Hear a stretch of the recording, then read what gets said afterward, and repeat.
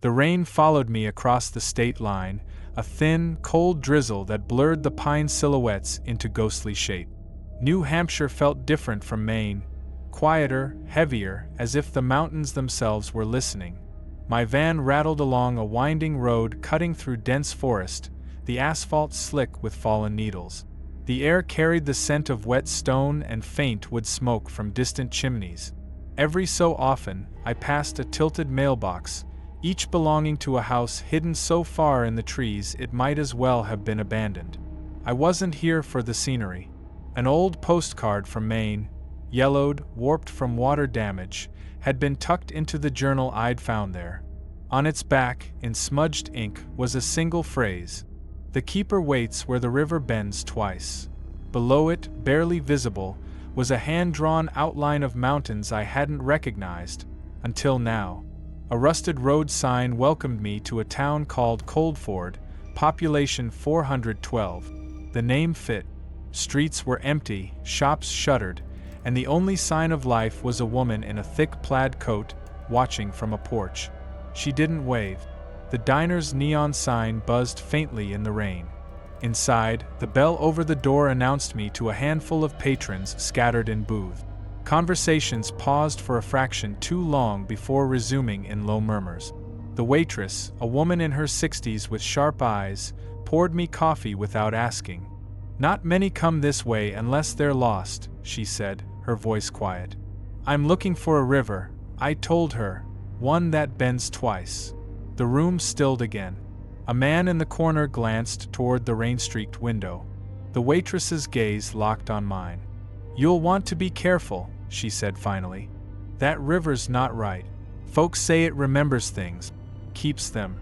When I pressed for more, she only shook her head and slid a folded napkin toward me. Inside was a hand-drawn map.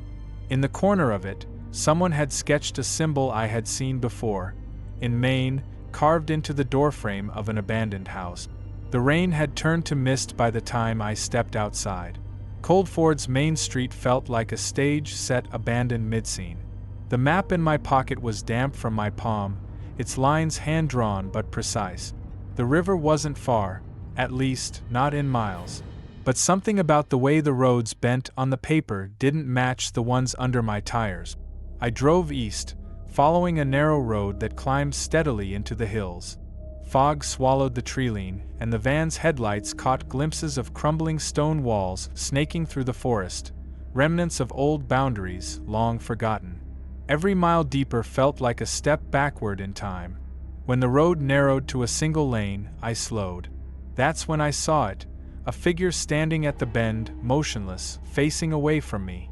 A man, maybe in his 40s, wearing a long brown coat. His posture was stiff, unnatural. I eased the van forward, window down. "You all right?" He didn't turn. Didn't even flinch. His hands hung at his sides like dead weight. I was about to step out when he finally spoke, his voice distant, almost carried by the fog. "You're following it too." The words prickled the back of my neck. "Following what?" "The keeper," he said, then walked straight into the trees without looking back. I waited, listening for branches breaking underfoot, but there was nothing, just the quiet hiss of rain on leaves. I got out, shined my flashlight where he'd gone, but the forest was empty. No footprints in the mud. The map's next turn led to a bridge, barely wide enough for the van. Below, the river cut black and smooth between moss-covered stones. It bent once here, sharp and sudden, before vanishing into the trees. I knew I'd have to find where it bent again. As I crossed, something caught in the beam of my headlights. Perched on the bridge's rail, half hidden by leaves, was an old leather satchel. I pulled over, my breath clouding in the cold air as I opened it. Inside were three things: a tarnished pocket watch, still ticking, a strip of film negatives, water-stained but intact, and a single scrap of paper with the same carved symbol I had seen in Maine and again on the map. Underneath the symbol, in hurried handwriting, were three words: "Do not forget."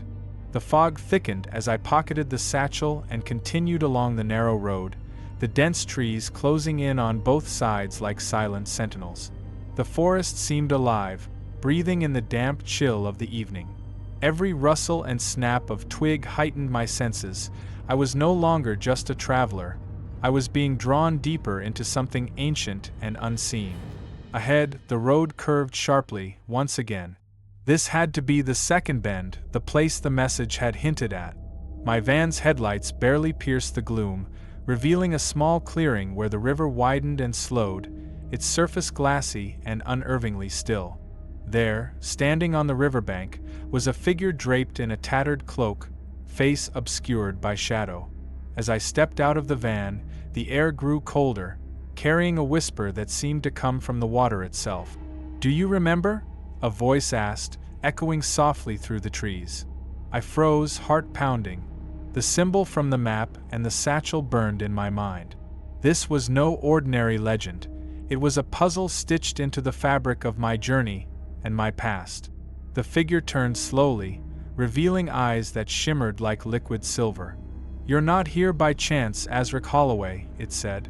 "The river remembers what you have forgotten." Before I could respond, a sudden chill swept over me, and the mist closed in like a living curtain, swallowing the figure and leaving only the sound of the river's quiet flow. I was alone again, but the hunt had truly begun. The silence after the figure vanished was suffocating. I stood there, the damp air pressing against my skin, the river's whisper fading into a haunting hum. My fingers clenched the satchel tighter. The pocket watch ticking steadily, a cold reminder that time was running, though for what, I still didn't know. I scanned the clearing, eyes darting between the shadowy trees and the dark water. Something stirred beneath the surface, a ripple without wind, like a breath exhaled from the depths. The film negatives felt heavier in my pocket, their secrets waiting to be uncovered. The river, the symbol, the message. They weren't random. Each piece fit into a larger puzzle I was only beginning to glimpse. And the man from the bend, the one who warned me, he was part of this too. But who was he? Friend? Foe? Or something else entirely? A low, mournful sound drifted through the trees, a half-moan, half-song that sent a shiver down my spine. I pulled my jacket tighter and glanced back at the van, its headlights now a faint glow behind me. There was no turning back. With the satchel slung over my shoulder, I followed the riverbank deeper into the fog, my footsteps swallowed by the damp earth. Somewhere ahead lay the next clue, waiting to pull me further into the mystery, and closer to a truth I wasn't sure I was ready to face. The river's edge grew narrower as I moved forward, the dense underbrush clawing at my jeans.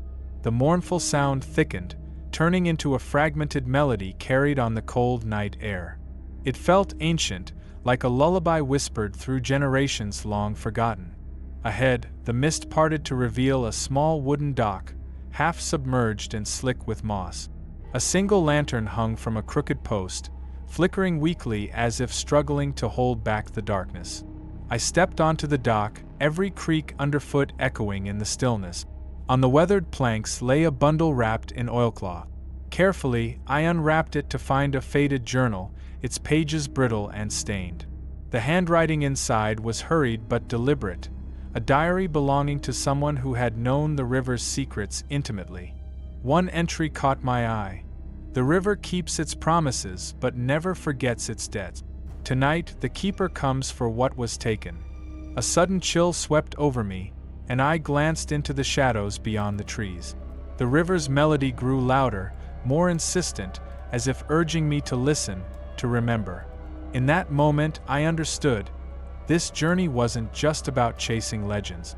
It was about reclaiming pieces of myself, scattered like driftwood along the banks of forgotten memories. With the journal in hand and the river's song in my ears, I turned back to the van, knowing the next bend held more than just a curve, it held answers. The journal's worn pages whispered secrets of lives long past, their words etched in hurried ink and shadowed by fear.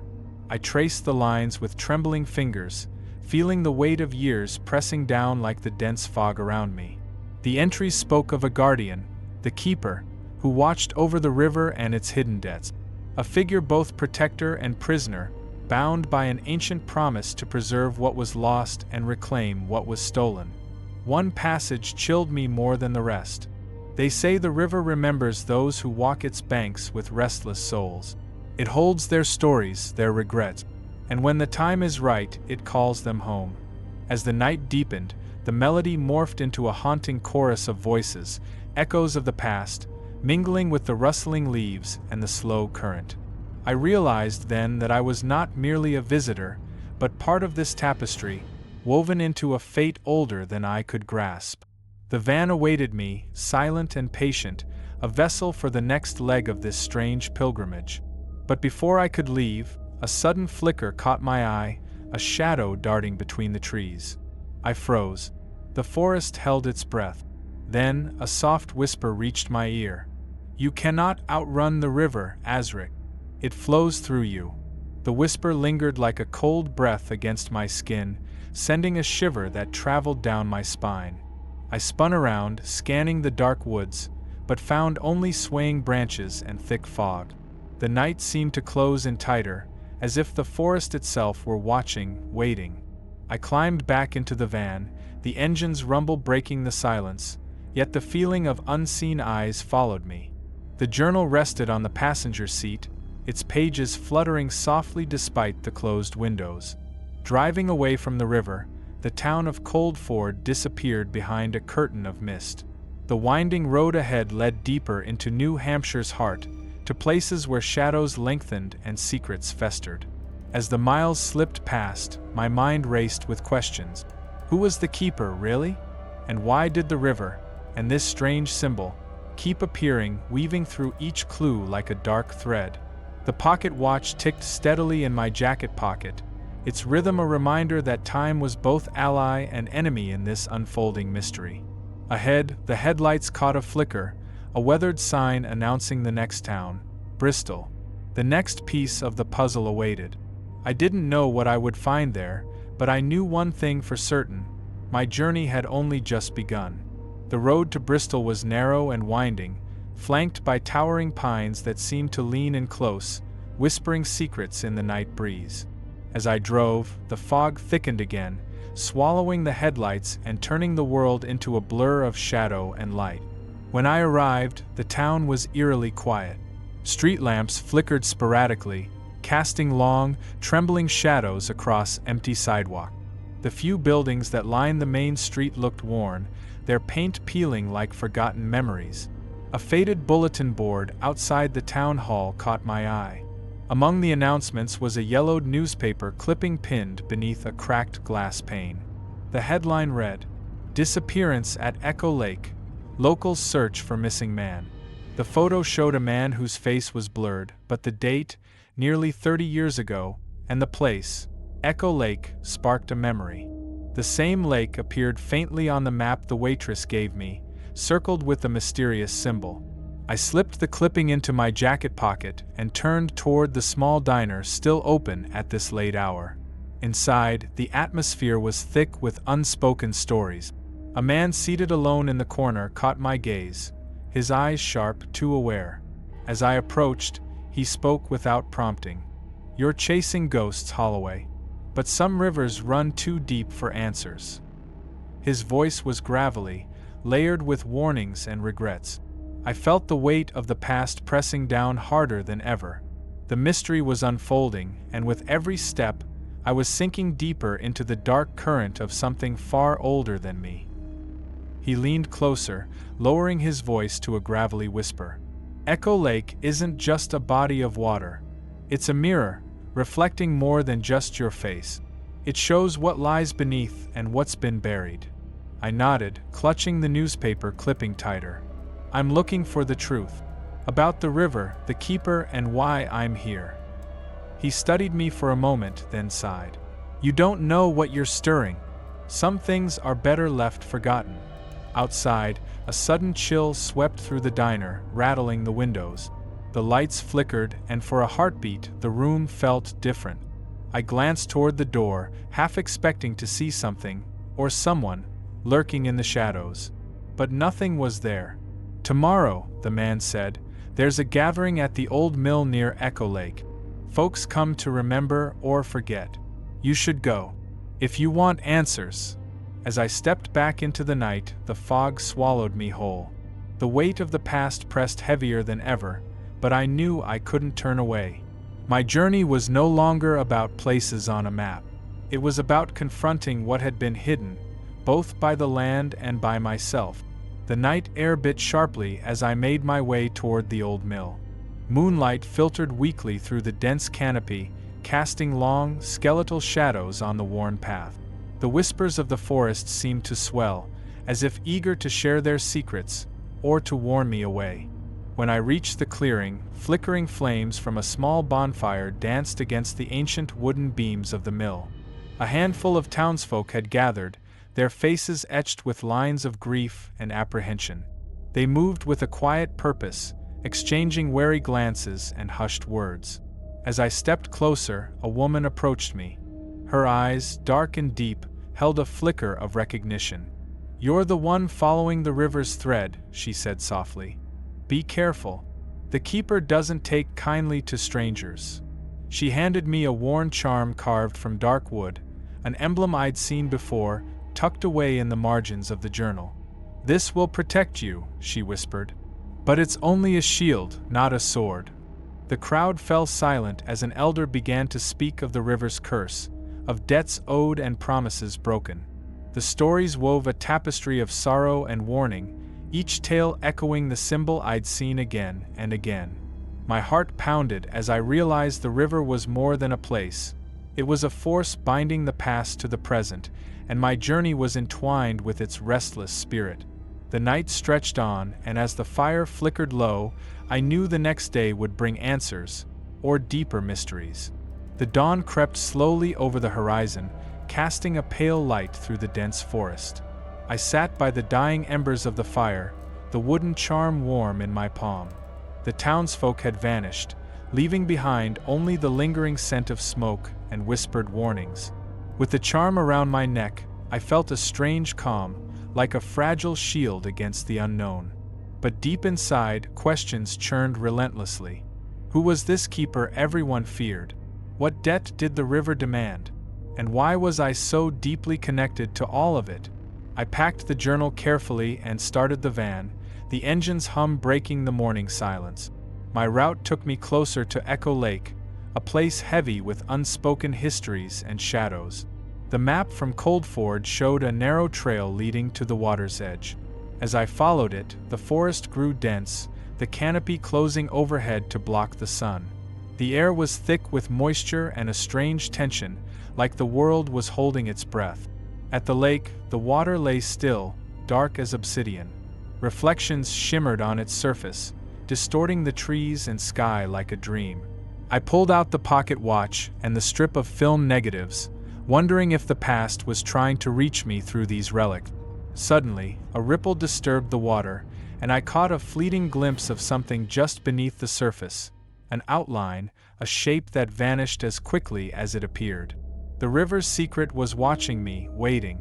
And I was no longer just a visitor. I was part of its story. The air around Echo Lake was heavy, almost suffocating. I knelt at the water's edge, fingertips grazing the cool surface, watching the faint ripples dissipate into stillness. The outline I saw beneath the surface haunted me. Was it a trick of the light or something more? A sign? I pulled the film negatives from my pocket, the edges frayed and soaked but intact. The images held shadows and shapes that teased at memories I couldn't quite place. I fumbled for my phone, but the signal was dead out here, swallowed by the trees and silence. As I studied the negatives, a sudden crack echoed behind me, a branch snapping underfoot. I spun around, heart hammering, but the forest was empty. Only the wind whispered through the leaves. A cold shiver ran down my spine. The river was alive with secrets, and it wasn't done revealing them. I pocketed the negatives, stood, and scanned the shoreline. Somewhere in this quiet place, the next clue waited, the next thread to pull in, unraveling the mystery of my past and the river's hold on it. Turning back toward the trail, I noticed a figure standing at the edge of the trees, watching, silent, barely visible through the morning mist. Before I could call out, they vanished. The journey into New Hampshire's shadows was far from over, and the river was flowing, pulling me deeper into its ancient story. The morning mist clung to the trees as I hurried back to the van, the weight of unseen eyes pressing down with every step. The figure's sudden disappearance left an icy knot in my gut, a reminder that I wasn't alone in this tangled web. Back inside the van, I spread the film negatives on the dashboard, trying to catch the weak sunlight filtering through the windshield. The images were fragmented, faint outlines of faces, places, and symbols that mirrored the ones I'd seen carved into doorframes and scrawled on map. One negative stood out, a blurry photo of a small cabin deep in the woods, its windows dark and empty. The same symbol was etched into the cabin's weathered door. The journal's entries began to coalesce in my mind, weaving a story of a family torn apart by secrets and a legacy bound to the river's mysterious keeper. I realized this cabin might be the key to unlocking everything. Setting the van's GPS, I punched in the coordinates scribbled in the margin of the map. The road ahead twisted deeper into New Hampshire's wilderness, toward a place where past and present collided. With a deep breath, I turned the key in the ignition. The journey to uncover the truth continued, and the river's shadow stretched long behind me. The narrow forest road twisted and turned beneath the wheels, the canopy overhead blotting out the sun and casting eerie shadows that danced with every bend. The air grew colder, the silence thicker, as if the woods themselves were holding their breath, waiting. After what felt like hours, the van came to a slow stop in front of the cabin from the photo. It sat alone in a small clearing, weathered and worn, its wooden walls gray with age. The symbol I'd seen so many times before was carved deeply into the front door, its edges softened by time but unmistakable. I stepped out, the damp earth muffling my footstep. The forest around me was alive with whispers, leaves rustling, distant caws of unseen birds, and the faint murmur of the river somewhere beyond the trees. I reached for the door, hesitating. The air felt thick, charged with memories and warnings. Then, with a slow push, the door creaked open, revealing darkness within. Inside, the smell of damp wood and forgotten years filled the air. Dust motes floated in the weak shafts of light from broken windows. On a rickety table lay scattered papers, faded photographs, and a leather-bound book embossed with the same mysterious symbol. As I stepped deeper into the cabin, a sudden chill wrapped around me, a silent welcome or a warning. The journey into the heart of the mystery was only just beginning. I carefully opened the leather-bound book, its brittle pages whispering secrets as they turned. The handwriting inside was old, elegant, and filled with passages about the river, the keeper, and a family bound by a curse. One entry stood out. The river is alive. It holds memories not only of those who lived here but of those taken before their time. The keeper watches, ensuring the balance remains, but at a price. The room seemed to grow colder with every word I read. I could almost hear the river's soft murmur outside, as if urging me forward or warning me back. A sudden noise, the creak of floorboards behind me, snapped me out of my thoughts. I turned swiftly, but saw nothing. Only shadows danced along the walls. Gripping the book tightly, I knew this cabin held more answers, but also more questions. The past and present were tangled, and my role in this ancient story was becoming clearer and darker. Suddenly, a cold gust of wind swept through the cabin, extinguishing the faint light from the broken windows. The room plunged into near darkness, the shadows deepening like a living thing. I fumbled for my flashlight, the beam cutting through the gloom and landing on a faded photograph pinned to the wall, a family portrait. The faces were worn and blurred, but I recognized the man in the center.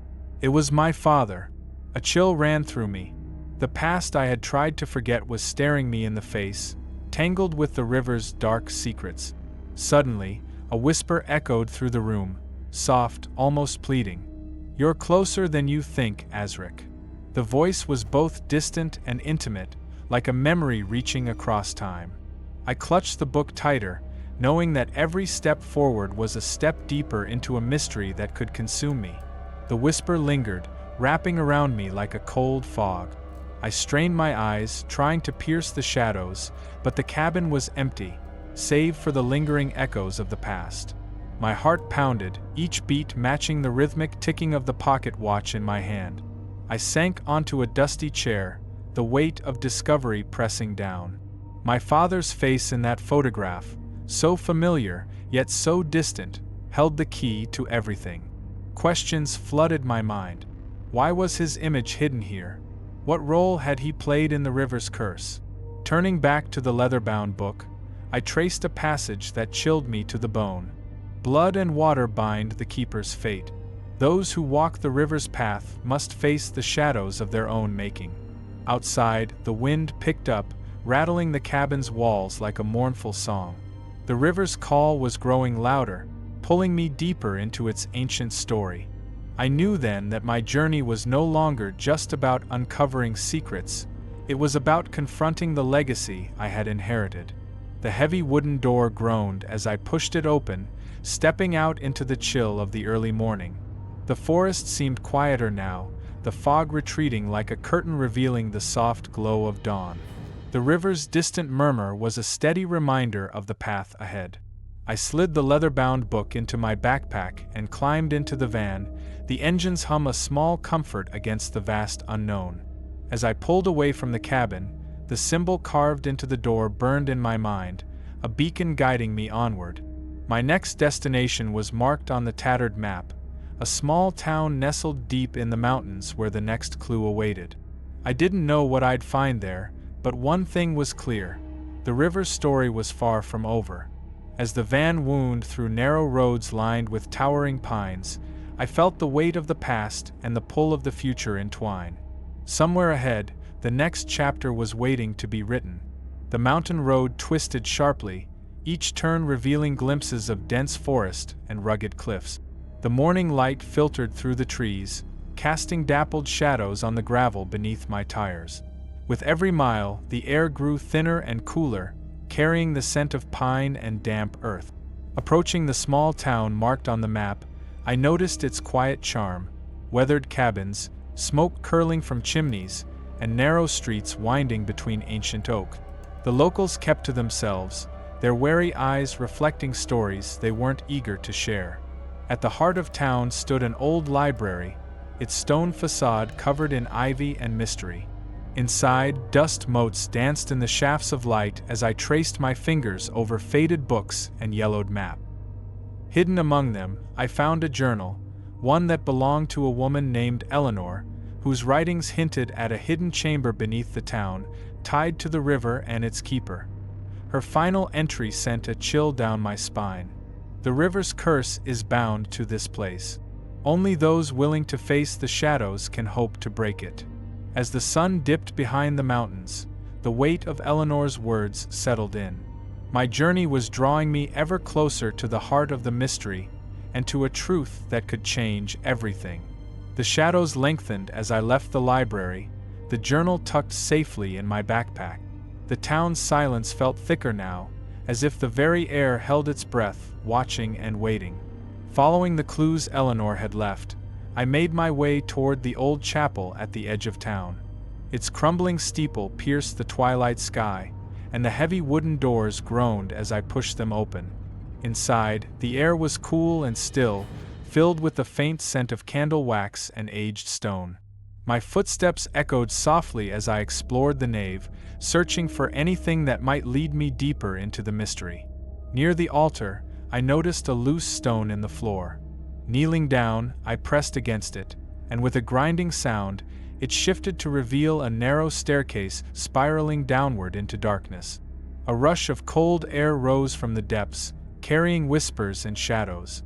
With only my flashlight and the journal, I descended into the unknown, the weight of the river's secret pressing down with every step. The staircase twisted deep beneath the chapel, each step echoing like a heartbeat in the silence. The air grew colder, heavier, as if the walls themselves held memories too dark to speak aloud. Shadows flickered in the beam of my flashlight, twisting and shifting with every breath.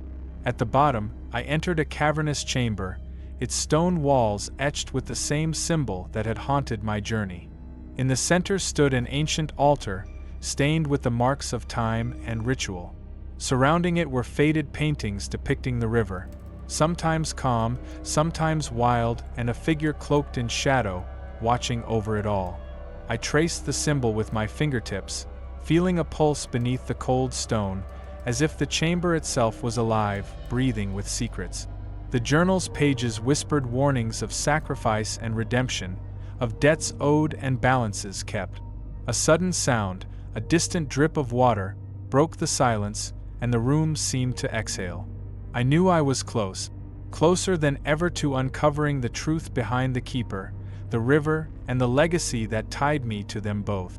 A cold draft swept through the chamber, carrying with it a faint, sorrowful melody that seemed to rise from the depths of the earth itself.